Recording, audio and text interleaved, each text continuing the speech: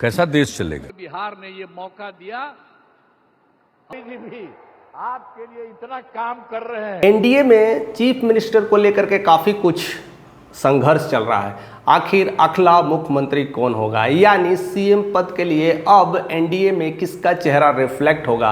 हालांकि कई नाम कोशिश किए जा रहे थे, उछाले जा रहे थे, लेकिन अभी भी क्लियरिटी नहीं मिल रहा है। कई लोग ये पक्ष में है कि नीतीश कुमार ही रहेंगे, लेकिन जिस तरह से लास्ट में जब अमित शाह का जब बयान आया, भारतीय जनता पार्टी का ये पार्लियामेंट्री बोर्ड का अधिकार है। उसके बाद से फिर ये खेल उलट गया है। ऐसा लग रहा है कि महाराष्ट्र वाला ही खेल होने वाला है, और ऐसे में उनकी स्थितियां और परिस्थितियां अभी कहना पूरी तरह से जायज़ नहीं है।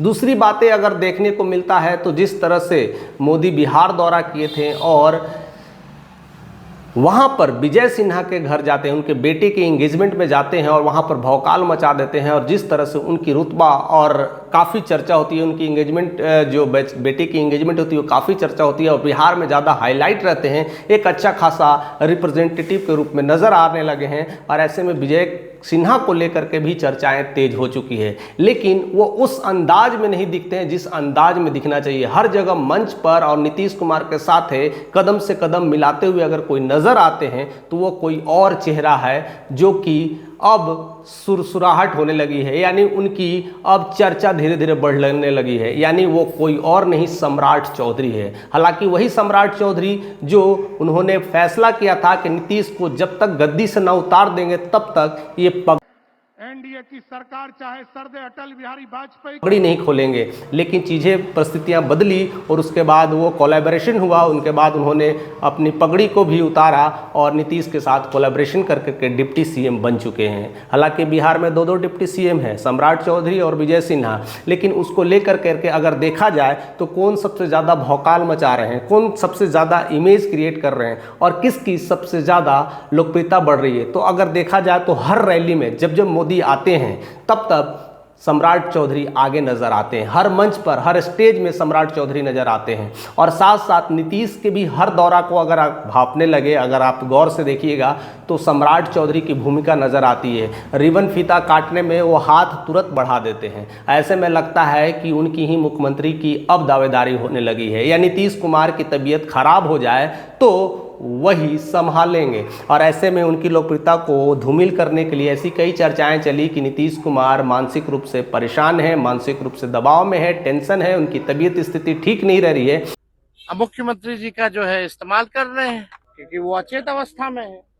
ऐसे में उनके साथ महाराष्ट्र वाला खेल ना हो ऐसी कोई गारंटी नहीं है। और वो चेहरा सम्राट चौधरी जो कि अब धीरे धीरे सुर्खियों में बढ़ने लगा है, लोग कहीं ना कहीं अगर एनडीए की तरफ से वो चेहरा देख रहे हैं तो सम्राट चौधरी को देख रहे हैं। लेकिन कुछ अलग तबके के लोग हैं जो युवा हैं, खास कर करके एक युवाओं में अलग एक लोग देख रहे हैं कि युवाओं के नज़र से सम्राट चौधरी अभी नहीं ज़्यादा ट्रेंड में है। अगर कोई ट्रेंड में है तो लोक जनशक्ति पार्टी के नेता चिराग पासवान, वो काफ़ी ट्रेंड में रहते हैं, काफ़ी अलग मुद्दों पे बात करते हैं और बिहार फर्स्ट की नीतियों पर काम कर रहे हैं। एक अलग एग्रेशन है, अलग अलग डायनेमिक अप्रोच है, और उनको लेकर के वो काफ़ी चर्चा में रहते हैं और ख़ास करके युवाओं में काफ़ी जान फूंक देते हैं। लोग उन्हें पसंद करते हैं और अच्छे लीडर के रूप में देख रहे हैं। लेकिन एक अच्छे सीएम के रूप में क्या देखना अभी उचित होगा, क्योंकि उनकी तू में हमेशा एनडीए के साथ हो ही जाती है। उनकी बात जिस तरह से रहती है वह कहीं ना कहीं कटाक्ष दिखती रहती है।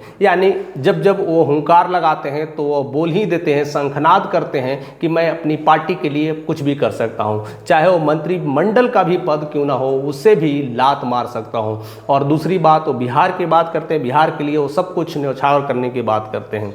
ऐसे में जिस तरह से उन्होंने आरा में शंखनाद किया, हर एक सीट से बिहार को फर्स्ट और बिहारियों अब बहुत जल्द वो कल फिर अब राजगीर में भी शंखनाद करेंगे। तो क्या इस बार के शंखनाद में क्या कर पाएंगे?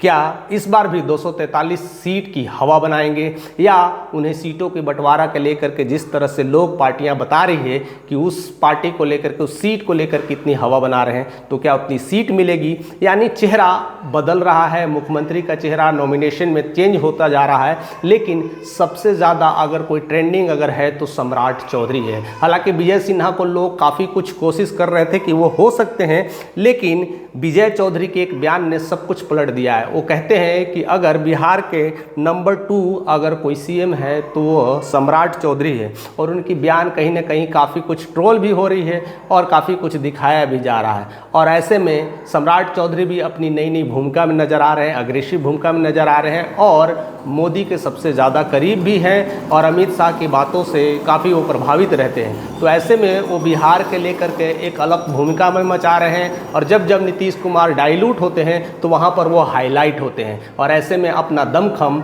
दिखाने की कोशिश कर रहे हैं कि नीतीश नहीं तो सम्राट चौधरी, नीतीश नहीं तो सम्राट चौधरी, यानी नीतीश का अगला हथियार या नीतीश का अगला दावेदार सम्राट चौधरी है। फिलहाल आप क्या सोचते हैं ज़रूर बताइएगा, सम्राट चौधरी का किस तरह का लेवल बना है। लेकिन हम बात बीजेपी की कर रहे हैं, बात हम एनडीए की कर रहे हैं, उसमें अगर चेहरा अगर सम्राट चौधरी का खिलता है तो कितने लोग उनके साथ हैं, क्योंकि मुझे लगता है जिस तरह से चिराग पासवान के लोग लोकप्रियता को लेकर के देख रहे हैं, लोग चिराग पासवान की तरफ जाना चाहेंगे, कुछ लोग विजय सिन्हा की तरफ जाएंगे, कुछ लोग अभी भी नीतीश की तरफ झुकना चाहेंगे। ज़रूर अपने कमेंट हमारे साथ साझा करिएगा। चैनल पर नए हैं तो सब्सक्राइब करके जाइएगा।